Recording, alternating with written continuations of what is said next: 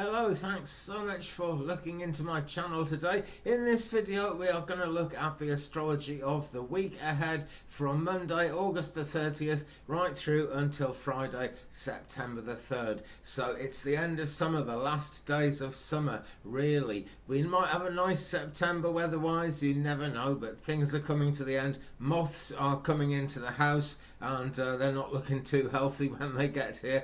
Now then, it's been a really nice weekend. As I'm actually doing this, it's Sunday the 29th of August and we've got a grand Earth trine between the Moon and Mercury and Pluto, and it's really making things quite nice, quite pleasant. It was a really negative thinking kind of a week last week, so people are starting to feel okay about things, maybe even feeling good about things. And we've got a Taurus moon right this minute, but she is going to enter Gemini later on today. That's about 10 minutes to 6 UK time, so 8 hours before that Pacific, 5 hours before that Eastern.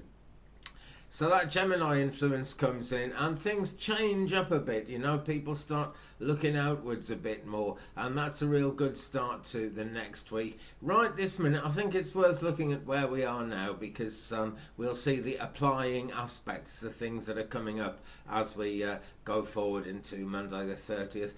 The moon is coming up to trine Mercury, and there is that grand Earth trine going on right this minute. So there's smooth flowing communications, feelings, emotions easy to express, and the divine feminine is highlighted.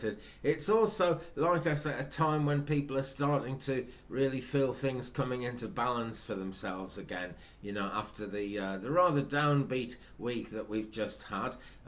So Mercury itself is actually void in Virgo. It's a void, of course, that happens in between signs as Mercury moves over into the next sign, and that's causing a fair bit of nervous energy. Schedules are difficult to keep to, they can fall apart. Communication problems, you know, and that can be any of the stuff we look at in Mercury retrograde actually at the moment. But Mercury isn't actually going to be retrograde until around the 29th of September, so we have got a while to go before that happens. So what have we got coming up in the next week or so? It's a kind of a melancholic vibe, and last week things tended to feel a bit hopeless right through until Thursday when things cheered up a bit. But there's a sort of, you know, there's a definite melancholy, but it's a laid back kind of melancholy. The moon, I've got my cheat book here, the moon is going to be, you know, making some pretty good easygoing aspects really. It's going to trine Venus and it's going to trine Jupiter as well, both of those in the air signs, and that is on Tuesday. So kind of slack day tomorrow. I can't see a lot happening, but I think it's still going to be a positive Monday because of this grand Earth trine that's going on at the moment. So then a laid back kind of Tuesday as well, but then there's a not so good T-square coming up. That's going to be between the moon and Mars and Neptune, also on Tuesday. Now when Mars gets involved, things can get pretty tricky depending on the alignment. The trine is quite a nice alignment, but Mars is the planet of energy, you know. It rules over willpower, the urge towards wild crazy activities really. So if there's a difficult alignment with Mars, it can lead to restlessness, it can lead to restlessness and recklessness. Let's get those two words sorted out. And Neptune is also in the picture, and Neptune can bring a lot of confusion actually. It is linked to spirituality, extrasensory observations, you know, noticing crazy wacky things and wondering what it's all about. Magic, ritual, daydreams, fantasies, fairy tales, you know, and with that, ghost stories and the theatre, that kind of thing. It can also, you know, be a harbinger of people drinking rather too much. It can bring abusiveness with it, so that's a tricky one really, and that is coming in late on Tuesday. Then it's you know, pretty cool on Wednesday. The moon is going to square Mercury and Venus on Wednesday, and actually on Thursday as well.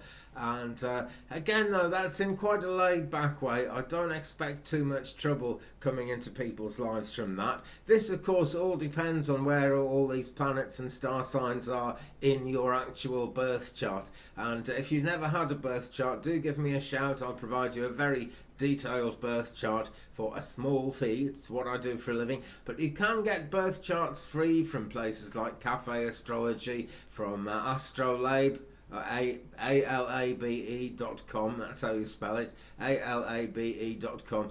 In fact, any of the big astrology websites will give you a free birth chart. They just don't run quite as deep as mine, but they'll give you an idea of where things are headed in your life and the influences that could be more or less difficult as you're sort of going through any particular time of the year, any particular astrological thing that's going on a given day. Your birth chart will really help you understand where you stand with relation to all of that.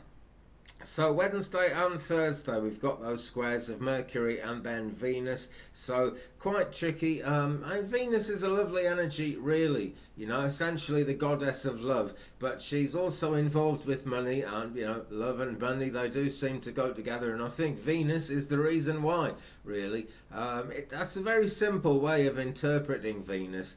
Venus rules sentiments, what we actually value as well, and what gives us pleasure in life as well. Grace, charm, beauty, all those things. And we learn about our tastes, we learn about our pleasures, artistic inclinations, whether we're an artistic, creative person ourselves or whether we're just kind of admiring art that's out there. All about Venus, really, all about Venus. So when we get that square with Venus, not the easiest of times in that sense, but these things will always pass. It's the old Buddhist teaching, everything will pass. We are actually also in the last quarter of the moon at the moment. She's going to be at 50% pretty soon now, and in that last quarter things are much more inward looking, despite the fact that we're starting the week with a Gemini moon. There is a certain inward looking nature to everything that's going on, so maybe the world's just going to look after itself, the outside world. Maybe you need to search deep within your own soul to find meanings and answers to things. It's that kind of week, it really is. There's a feeling that the summer has kind of passed by and things are coming to an end, but the winter brings a lot of good stuff with it as well, actually. Lovely nights in your nice warm house, I hope, if you've got that. Not everyone has, of course, but I'm looking forward to relaxing by the fire, most certainly. Now when we get to next weekend, things do actually cheer up a bit. It's a good time for looking to the future and planning big, although the moon will be well and truly out of Gemini by that time. It just it allows you to make projects become real, bring the things into reality that you imagine, that you care about. Other than that, it could be quite a downbeat weekend as well. Things go either way, but I will be here next Friday with a look at all that. But with that, friends, thanks very much for watching this one.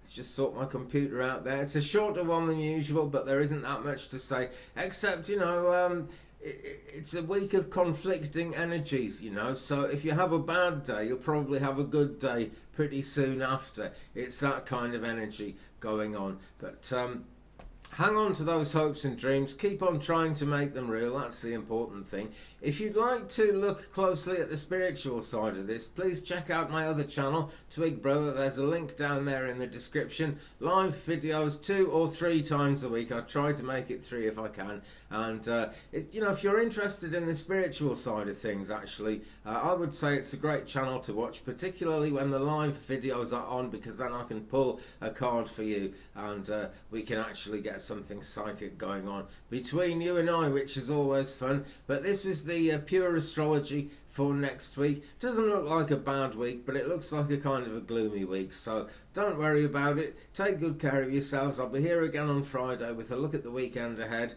Meanwhile, all the best. See you soon. Bye bye.